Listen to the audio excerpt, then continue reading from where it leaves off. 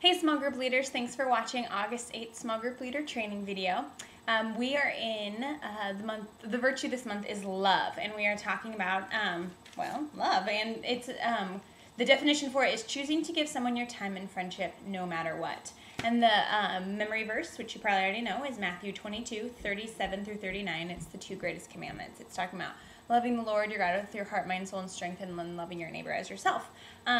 Now, the story from the Bible that we're talking about this week is the story of Mary and Martha, and people have heard about that story typically, and it's about the two sisters, which is exactly what we're talking about. Jesus had these three great friends. It was Mary, Lazarus, and Martha, and you probably know the story of Lazarus. He died. He also came back to life, so that was good. But he had two sisters, Mary and Martha, and they were really close with Jesus. And when Jesus would come over, it was kind of a big deal, right? So Martha would prepare the whole house and get everything ready, and they'd be just super stoked that Jesus was coming over, and she would plan everything to a T, and all the food would be made, and Mary would just sit at Jesus' feet, calm and wanting to listen to him and get everything out of what he was saying. And so then Martha gets a little and is like, hey, tell Mary to help me out in the kitchen. And Jesus is like, hey, I'm not going to tell her to do something because what she's doing is better. And so it's kind of, there's a tension there, a tension point of is it better to do God's work or spend time with God? And I don't think there's a definite right and wrong answer. It's always better to spend time with God, but then you'd never do God's work. I mean, it's you can go out there and be feeding the homeless and still be spending time with God. You know what I'm saying? So there definitely is a tension point, but also spending that quality time in prayer and time with God is so important. So that is found in Luke chapter 10. Be sure to read it, verses 38 through 42. And in 3 through 6, one of your big activities, we want the kids to get in a good discussion about this Bible story.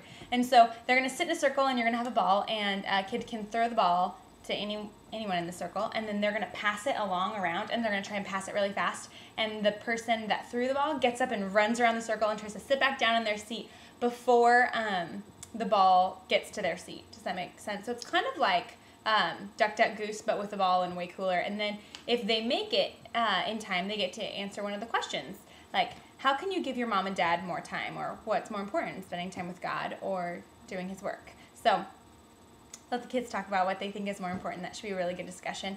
Also, there is a touchdown game, which is a little bit of a football game there, and what's going to happen is they're going to be in two teams, and they get to answer a question, and if they answer it correctly, they get to flip a coin, and if it's heads, they move ahead 10 feet. If it's tails, they move ahead 20 feet. If they get tails twice, they move ahead double as many feet. So it's written down for you, but they get to move ahead X amount of feet when they flip the coin, and they already got the right answer with the question. In the end, you get to talk about, hey, what's more important? That activity was really fun, but is answering the question more important, or winning the game more important, or understanding the answer to the question? And did you get so caught up in winning that you didn't think about, the reason we were asking you these questions and stuff like that? So it should be pretty good. With K through 2, they get to make a little time strip. So they have a clock, and they get to draw pictures and different things like that, and talk about where they want to spend their time and why they want to spend their time there, and then draw a picture of someone that they want to spend lots of time with and just quality time with that person. Also, they're doing a verse stomp. It's a memory verse game, and so you'll have the words of the memory verse cut out, and you can put them on the floor.